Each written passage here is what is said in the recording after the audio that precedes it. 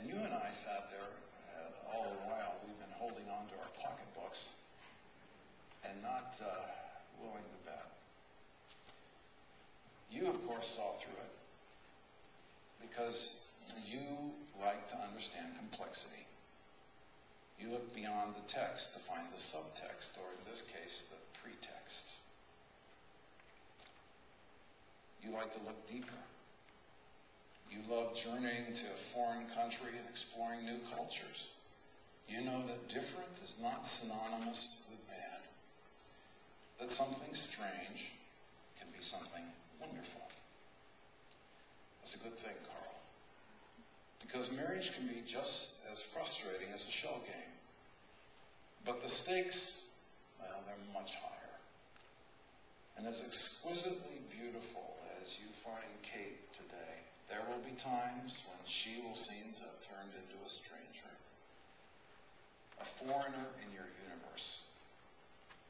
But you will then have the opportunity to do the work to find your way back to wonderful. I think part of God's idea in bringing two different people together from two different families is that He knows you're going to rub each other the wrong way. But if you work through it, utilizing His power and grace, the rough edges will become smooth. And you both will grow stronger, more beautiful human beings, more complete. Carl, you love to analyze movies. And you know that without tension and conflict in a story, it's not very interesting. There has to be some sort of anxiety, suspense, stressful processing of emotions to keep us from walking out of a movie before it begins. But you know, quite often people walk out of a marriage soon after it begins because they weren't expecting any drama in the marriage. They were surprised that it's not something you just pop into the microwave and a few minutes later it's done, finished. Carl, with God's help, you have all you need to find your way back to wonderful.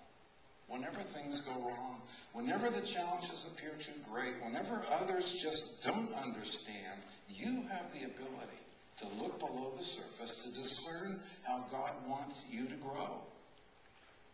That He's the God of the resurrection who can take the worst that can happen and make it into something wonderful.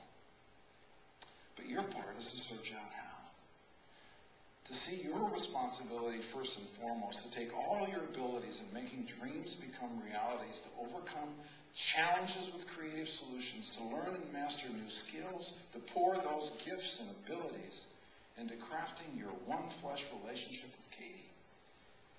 Your commitment today is to love Katie, to serve and sacrifice yourself for her. As Christ sacrificed Himself and serves the church, to discern how God has created her unique and gifted her to serve others. Your commitment is to ensure that Katie will develop all that wonderful potential that God has placed in her. Carl, is that the sort of husband you want to be? If so, say yes. Will you be? If so, say I will. I believe your covenant is primarily with God and then with Katie. To receive her as your wife.